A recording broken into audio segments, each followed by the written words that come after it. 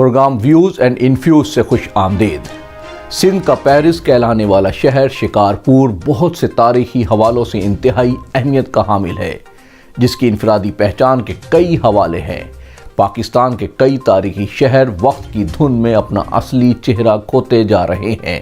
شہر کی انفرادیت اور حسن مکین قائم رکھتے ہیں یا پھر ان شہروں کی انتظامیہ اہم کردار ادا کرتی ہے۔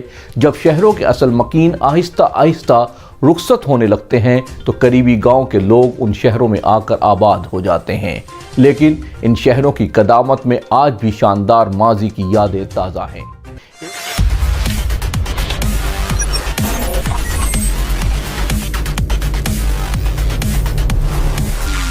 ایک طرف برصغیر میں چھاپا خانوں کا آغاز شکارپور سے ہوتا ہے تو دوسری طرف اس خطے کے روڈ کے اوپر سے گزرنے والا پل یعنی فلائی اوور کا تصور بھی یہی شہر فراہم کرتا ہے۔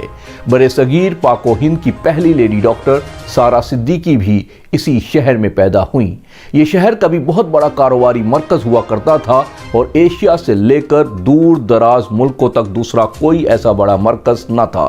اس شہر میں امیر ترین لوگ رہتے تھے اور شکارپور شہر کی بناوٹ دنیا کے قدیم شہروں بخارا، سمرقند، استنبول جیسی ہے۔ جیسے ان کے شہروں میں بازار ڈھکے ہوئے ہوتے تھے، بالکل اسی طرح شکارپور کے بازار دھوپ، بارش اور لو سے بچنے کے لیے ڈھکے ہوئے تھے۔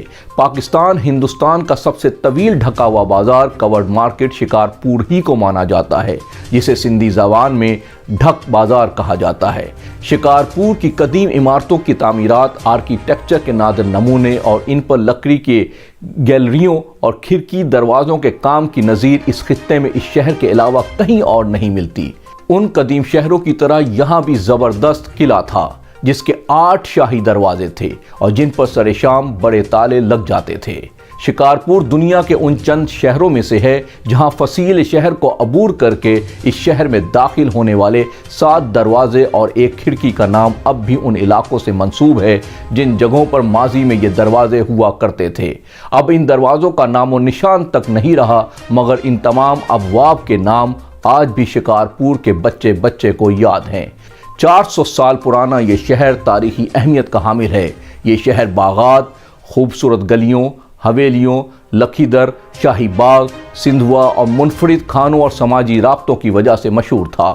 شکارپور سماجی سرگرمیوں اور تہوار منانے میں بھی خاصا پرجوش رہا ہے۔ کہا جاتا ہے کہ شام میں جب لوگ نکلتے تو کپڑوں پہ خوب گلاب کا پانی چھڑکتے، پھول بیچنے والے جگہ جگہ دکھائی دیتے، ہوا کے ہر جھونکے کے ساتھ پھولوں کی خوشبو سے پورا ماحول معطر ہو جاتا۔ لوگوں کا لباس، اٹھنا بیٹھنا، ادب و آداب، لہجے کی نرمی، رومانیت پسندی اور گھروں کی سجاوٹ وغیرہ سب منفرد ہوا کرتی تھی۔ گھروں میں ہالہ یا کشمور کی جنڈی سے بنے جھولے ہوا کرتے۔ شکارپور کے کھانے اپنی مثال آپ ہیں۔ سبزیوں کے پکوان ذائقے دار اور منفرد ہوتے، سردی اور گرمی کے کھانے الگ الگ ہوتے۔ یہاں کی بنی ہوئی برفی، ناریل کی مٹھائیاں مشہور ہیں۔ شکارپور کے باسیوں کی سمجھ اور سلیقہ بھی دیکھیے کہ چیزیں موسم کے مناسب سے تیار کی جاتی تھیں۔ آچار اور مربے کی اس ملک کی سب سے بڑی صنعت اور دیوان کے کلفے، فالودے اور مٹھائی کی مقبولیت کے لحاظ سے اس شہر کی الگ شہرت اور پہچان ہے۔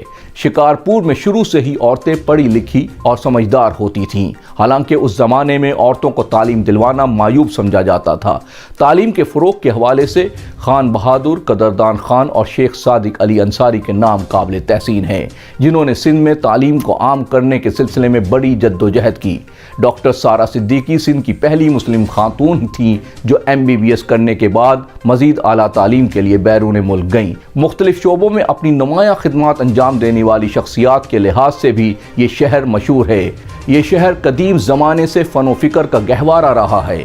ویدانتی شاعر سامی، بدوی لطف اللہ جوگی، جھامداس بھاٹیا، شیخ ایاز، سمیرہ زرین اور نند لال جویری، بشیر موریانی اور سندھی جدید شاعری کے امام شیخ ایاز تک کی جائے پیدائش ہے اور ان کی ادبی خدمات قابل ذکر ہے۔ شیخ ایاز نے شعر و نثر میں شکارپور کے ماحول اور وہاں گزارے ہوئے بچپن کا ذکر کیا ہے۔ شیخ ایاز کا زمین سے رشتہ مربوط تھا۔ جس شہر کے ساتھ طباعت اور پرنٹنگ کی قدیم تاریخ منسلک ہو وہ شہر یقینی طور پر علم و ادب کا گہوارہ رہا ہے، اور یہ یقین سے کہا جا سکتا ہے کہ اس شہر اور اس کے آس پاس پیدا ہونے والے کئی لوگوں نے اعلیٰ تعلیم حاصل کر کے اپنا اور اپنے شہر کا نام روشن کیا ہے۔ اسی زرخیز شہر کے نامور شاعر، ادیب، محقق اور دانشور نقش نایا منگی بھی ہیں۔ انہوں نے شکارپور کی تاریخ کے بکھرے صفحات سمیٹنے کی کوشش کی۔